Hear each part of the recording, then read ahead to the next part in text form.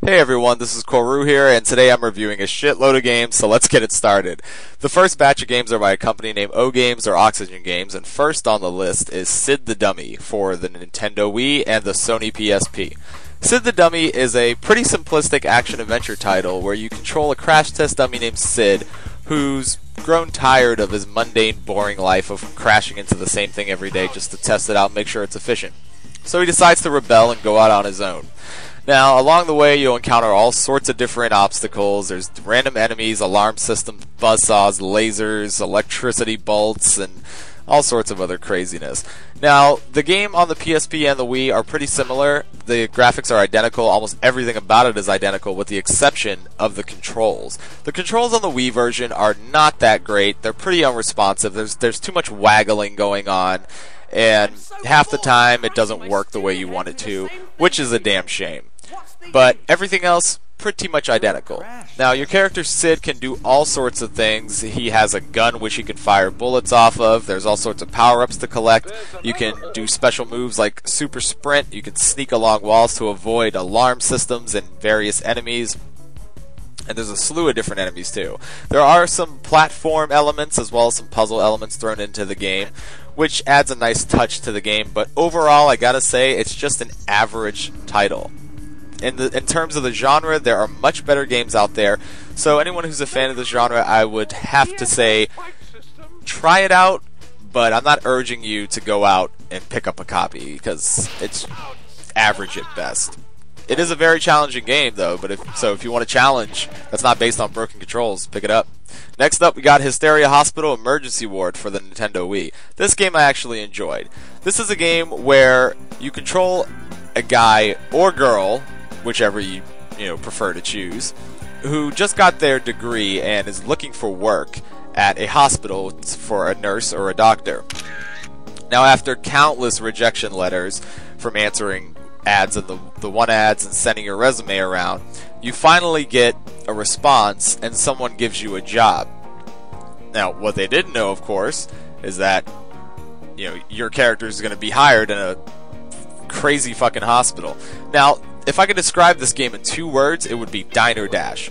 This game is very, very hectic. It starts out so easy, and you're like, oh, this is pretty fun, it's not bad, but once you get into the later levels, it gets ridiculously hard.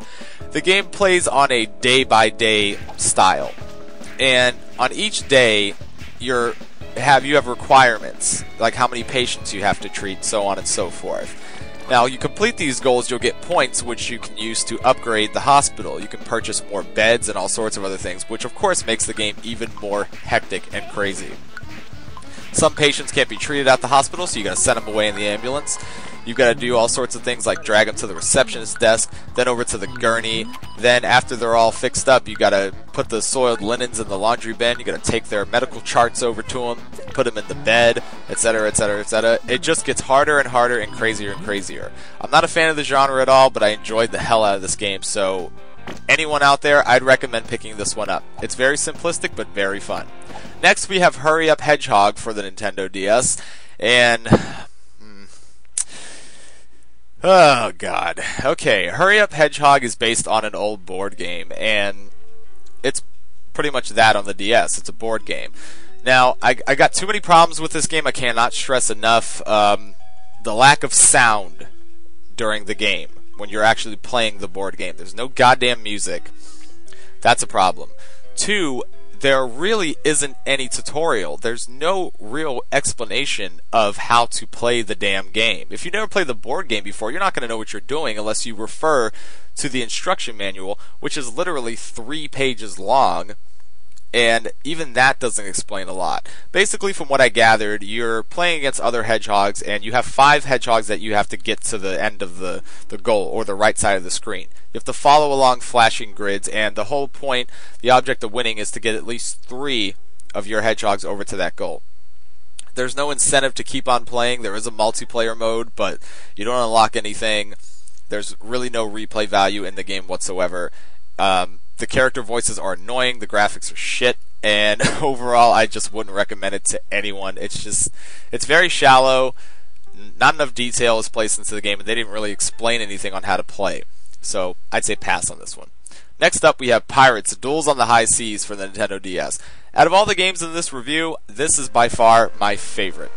This is a game where you control a pirate ship, and you sail along the ocean, or the various seas.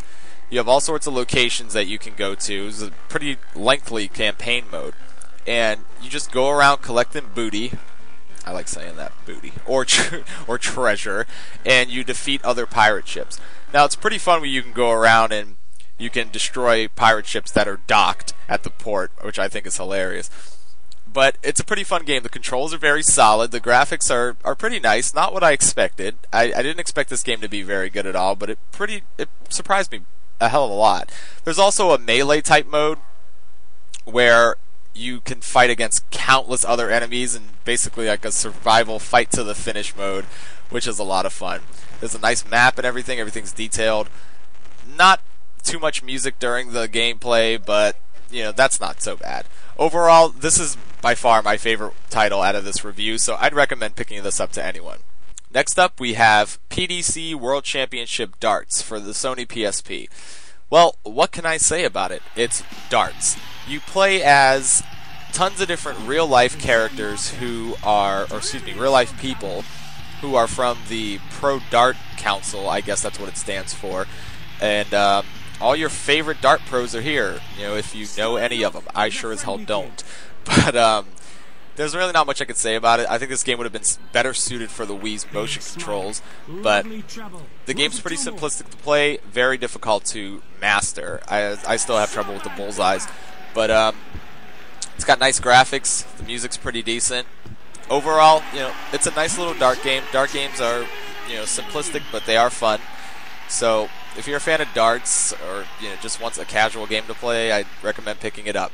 Next, we have a game by PlayLogic called Obscure the Aftermath. This is a survival horror game for the PSP, and it's the sequel to the first Obscure title. Overall, it's a pretty decent game. I'm sorry I couldn't get any footage for it, but I have a hard time recording PSP footage as it is. And it's basically a game about a new drug that came from this flower, and you're trying to prevent an outbreak. That's pretty much it. It's a fun little title, and the graphics are nice. It has nice controls. I'd recommend anyone picking it up if you're a fan of the survival horror genre. Definitely pick up this title. So that's pretty much it for my holiday lineup, and I want to wish you all a Merry Christmas and have a Happy New Year. And of course, I'll be back next week with a brand new review, so keep your eyes peeled. Hope you all enjoyed Retro Month, by the way. That's not the end of it. There will be more in the near future. So, until next time, take care, everybody. Hare Krishna.